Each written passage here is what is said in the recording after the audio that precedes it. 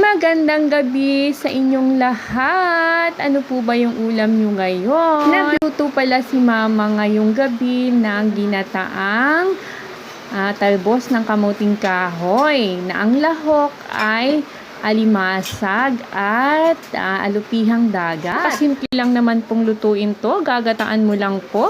Nakahanda na nga po yung gugulayin ni Mama na kamuting kahoy.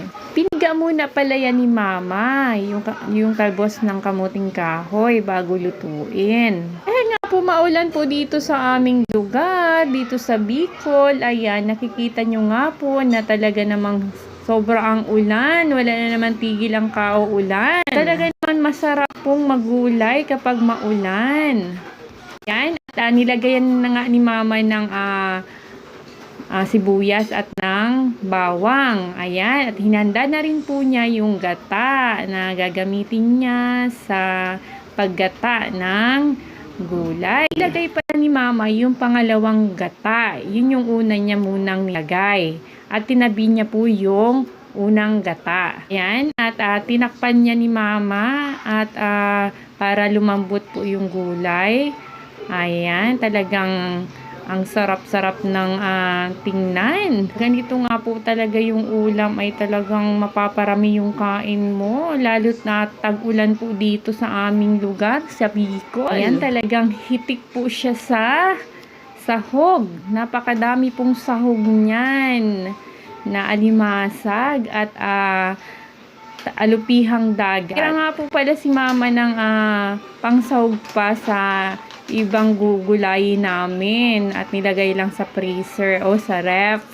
Kasi pag may gugulayin ay masarap po talagang sahog yung alimasag o alupihang dagat at malasa sa gulay. Bukod po pala dyan ay meron din pong binili si Mama na isda. Syempre, hindi na mawawala ng partner yan. Pipituhin po yan para masarap naman talaga yung may gulay at prito. Ayan, nakakatakam na po talaga. Ayan yung last na gata. Ayan yung ilalagay na huli para lalong sumarap yung gulay. O, diba? Talagang so yummy na. Ayan, natatakpan po uli yan at hayaan lang po siyang kumulo ng ilang minuto para siksik po yung lasa ng gulay. Kasi meron na po siyang yung unang gata, yan yung pampalasa din po. At lagyan lang po siya ng kunting asin na pampalasa. Ayan. Oh, so yummy.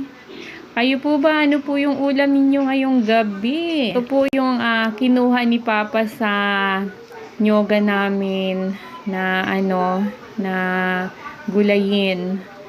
Kaya mas maganda po talaga dito tumira sa probinsya. Kasi meron pong gulay sa gilid-gilid lang. Oh, ayan, may ulam na. Kain po tayo. Sarap po ng ulam namin ngayong gabi. Oh, luto na po siya. Oh. Thank you for watching, everyone.